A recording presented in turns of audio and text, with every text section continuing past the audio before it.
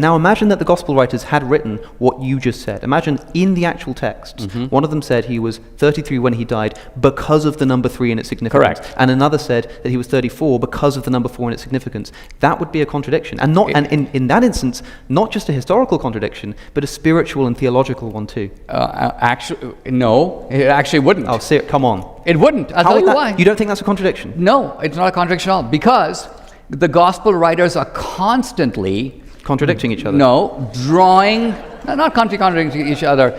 If they were constantly contradicting each other, you wouldn't have spent half an hour on a single event that, frankly, I haven't even heard of. In fact, no one's ever heard of. I've never ever heard anyone discuss this in any context. So which event? This prophecy about Hosea. I'll go back and look at all this. But what I'm trying to get at is, if you had a plethora of contradictions, you wouldn't be spending the entire debate on one that I'm sure no one in the audience has heard of either. Hold on. But okay, you've heard of it. Probably because you've been listening to his YouTube channel, right? You don't think that this is a highly discussed point of contention in the Gospels, the flight to Egypt and its contradiction with the flight to Egypt. Look, the flight to Egypt is an important event in the Gospel. I'm not saying. Dinesh, also, you said, why could you only bring up this one example? Take your pick. The date of Jesus' crucifixion, whether they're to take a staff or not to take a staff, the dating of Jesus flipping the tables at the temple, Mary Magdalene and what she says at the tomb, when the temple curtain rips.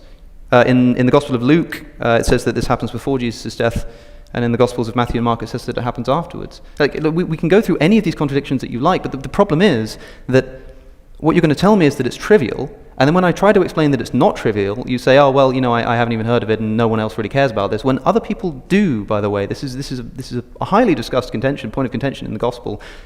All I'm asking you to do is say that this is... when I mentioned the staff in my opening statement, and I said that whether or not they take a staff is a totally trivial contradiction, I'm not bothered by that. If I were a Christian, I would say, yeah, of course, because the texts are not going to perfectly accord. But for some reason, Augustine could not accept this, and so comes up with this ludicrous idea of a literal staff and a metaphorical staff that Jesus is talking about. If you were willing to just say, yes, this is a contradiction, but that doesn't upset the method of Christianity, I think it would be a much more defensible and respectable approach. But instead it seems that you're unwilling to admit that there's even a single contradiction in these texts. I am saying that the texts are written from 4 different points of view. Do they contradict each other? And it is quite possible that on details, Matthew tells you things that are not in Mark, or different than Mark. Contradict Mark. Contradict Mark. Yes, contradict Mark. And so the point is, here's my point. You're acting, look it this way.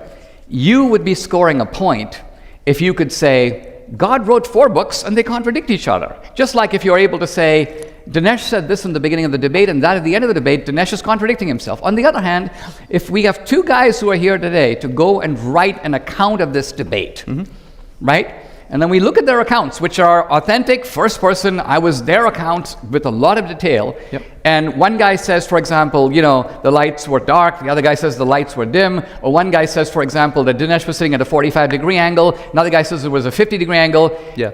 But these are not. Now imagine, and then someone goes, Dinesh was sitting at a 43.5-degree angle because he thought this was a way of maximizing his rhetorical effectiveness for the audience. People would be like... Now imagine somebody said, Alex was wearing a blue jacket, and the reason he was wearing a blue jacket... someone said it's a blue jacket, someone else said it's a red jacket. Who cares? You're quite right. But if somebody said specifically, I know that the reason he was wearing a blue jacket was because there's an upcoming election in the UK that's just been announced, and he was trying to represent the Conservative Party. And somebody else said, I know that the reason he was wearing red, and in fact he told us himself that the reason he was wearing red is because he wanted to support Labour in the upcoming general election in his home country. Okay, perfect you would example. say that is a contradiction and means that one of you wasn't paying close enough attention, not just to the colour of my jacket, but the very message that I was trying to get across. That could well be true, but what I'm getting at is we know just from normal experience, that if the 2 of us are sitting in a cafe and we see an accident, these kinds of differences are normal. So let's just say, for example, here's God showing us a revelation, and the revelation can be whatever it is, and you and I write an account of it, and somebody finds that my account of it not only is different than yours, but let's just say, for example, I go, oh, Jesus was wearing a cloak. Another guy goes, he's wearing a robe. For anyone to actually think that this is, in fact, a refutation of the truth of the Bible, is ludicrous. So anyway, in our format we've agreed to do a flip where you have been asking me questions now. Let me ask you something. If you've got something to ask. Let me turn around and ask you questions in a sort of what I think is a more fundamental mode, because it gets to what the Bible really is. Let's hear it. Do you think that the universe had a beginning? I don't know. You don't know? I would suspect yes. You suspect yes? Yeah, sure. How did the writers of the book of Genesis know that? I have no idea. If I'm going to be, they guessed? If I'm going to be cynical about this, if they did guess, it would be a 50-50 guess. And I also think that if we had scientific... Would it be a 50-50 guess? Yeah, and it might even be worse than that for you, because if we had some kind of scientific popular hypothesis, because of course the Big Bang might not have been the beginning of everything, who knows, right? But like whatever the popular scientific hypothesis is, if it were pointing to an infinite universe, for example, as Einstein thought we lived in, then I'm sure that people would open Genesis. They would say that in the beginning God created the heavens and the earth, and say that the earth just means the earth itself, right? Like I think it would be equally easily interpretable on either account. All right. So one of my professors at Dartmouth was Robert Jastrow. He headed the Mount Wilson Laboratory, one of the great astronomers of the 20th century. Sure. So Jastrow writes in his book, God and the Astronomers, that for 250 years, modern science has been attempting to discover whether the universe had a beginning. Mm-hmm. And you can think of these scientists as ascending a very tall mountain in which there are many pathways. And for many years, with the steady state hypothesis and so on, there were beliefs that the universe was eternal, it never had a beginning. In fact, that was the prevailing point of view. And then Jastrow argues it's almost as if we reached the top of the mountain and there was a bunch of Hebrew prophets or theologians sitting there who had been there from the beginning. So I'm describing now a skeptic, a true skeptic, and a true scientist describing the scientific shock that attends to a discovery that, and I think it is out of the spirit of that discovery for you to go, oh yeah, I mean, it could have been this. It's like tossing a coin. It isn't like tossing a coin. This is a question that's been argued for 2 centuries and only resolved in the last several decades, and resolved decisively in one side and the other. And the fact that you're not willing to just straight out say, yeah, it is actually an astounding fact that we now know. No. I mean, look, the scientific method has also revealed to us that the Earth was formed about 4.5 billion years ago. That is much later than the sun. The Old Testament account, the Hebrew Bible account, tells us that it was the other way around. So it got that bit wrong. All right. So we're... Yes, the Bible is not... So sometimes it gets things right, sometimes it gets things wrong, you know? The Bible is not a science... It's not listing out a scientific... Well, now, hold on a second. You can't now move the goalpost, especially if you're still going to miss. The issue... The issue of the origin of the universe is extremely critical. You just told me that Genesis predicted, or knew about, or somehow knew about, the scientific hypothesis of the origin of the universe. Then when I pointed out another scientific observation that doesn't accord with Genesis, you tell me that Genesis isn't a scientific text to begin with.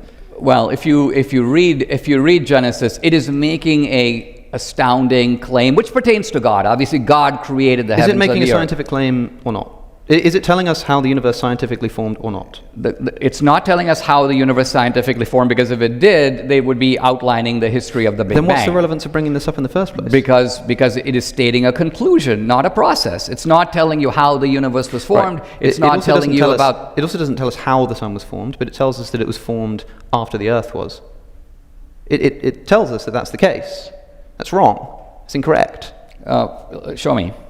I don't have a Bible. Okay. Well, I've read that passage maybe a dozen times. I have never spotted this contradiction that you're describing. But I'll go back and look at it again. Right. But again, on what day is it that God makes the sun? And day 4. Is day 3 or day 4, something around there? You're right. But when's the light mainstream created? of the Christian tradition does. It obviously can't be day 4 because the concept of day in the original Hebrew doesn't mean day. Sure, but day 4 comes after day 1, right? It's describing obviously epochs or periods. Yeah, yes. So actually it's much worse, because now the sun is created much later than the earth was. Well, not necessarily. Well, show me. I don't know. I mean, we can read through that. We can find Genesis. Yeah, okay. I don't know if that would be the best use of our time. I mean, we could do it if you really want to. But what I'm trying to say is that like, it's not astonishing. Let's move on. Why not? It's not astonishing to me that like if you're making claims about the origin of the universe, especially in the case where if it is making a specific claim in the knowledge that there's a sort of infinite hypothesis and a beginning hypothesis, to take a 50-50 stab.